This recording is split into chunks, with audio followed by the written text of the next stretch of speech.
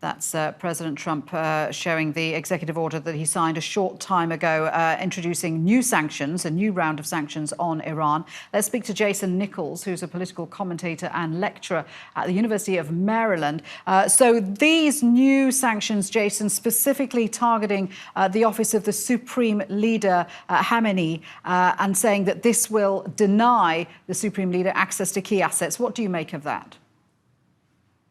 Well, again, I'm not so sure that this whole situation with Iran was unnecessary. I think that we had no reason to exit the earlier Iran deal. I think that that deal was good. It seemed like everyone was in compliance. The EU countries found that Iran was in compliance.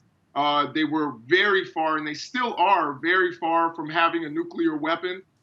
This is really a provocation, I think, by President Trump that was completely unnecessary.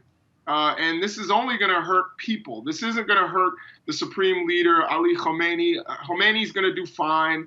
And this is only harming the people of Iran. And if we go to war, it will hurt the United States. And I think that this is really a big mistake by the president. He says he doesn't want war, but if he doesn't want war, he has the wrong people surrounding him. Well, he's also said, repeatedly said, that he's happy to sit down and have talks with Iran. Now, is that an offer the Iranian government can realistically accept, or are they constrained by the hardliners in the regime? I think that eventually that the Iranian people and the Iranian leadership will come to the table. They will discuss things. I'm not so sure how productive those discussions will be. I'm sure that they are very frustrated because they felt that they had a deal with the United States of America and with the rest of the developed world. And all of a sudden, the United States just pulled out and said, we don't like it. So again, if you're Iran and you come to the table, how do you know that the United States is going to honor the deal? That's one of the things that, I think the Iranians have to think about is the United States going to honor this deal, or will the next president, or even this president, who has a mercurial personality, going to exit any deal that we make?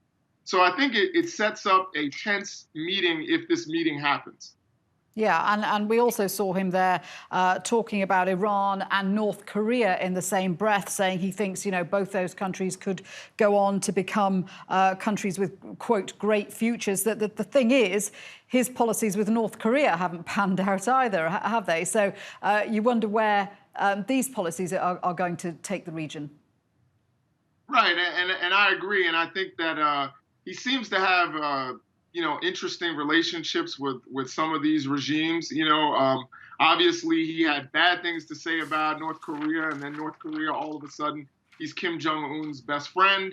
I don't think that's going to happen with Ali Khamenei, but I honestly think that they are looking for some way for a regime change. President Trump, I think, doesn't really want war because he argued so virulently against war in Iraq. And he said that that was such a big mistake. And he said he was always against it. That actually is not true, but he said that he was against war in Iraq. And he campaigned on that against Hillary Clinton, actually saying that Hillary Clinton was a war hawk. But then he hires John Bolton and Pompeo, John Bolton even more so, being a hawkish person who wants regime change. So I really think we're headed down a very bad path with Iran. This is not going to go well. I don't think meetings are going to be productive, as we've seen with North Korea, and they're still testing missiles. So I really think that, if anything, this is motivating Iran to try to get their centrifuges ready and to actually seek nuclear weapons. Jason, thank you for that. Jason Nichols, University of Maryland there.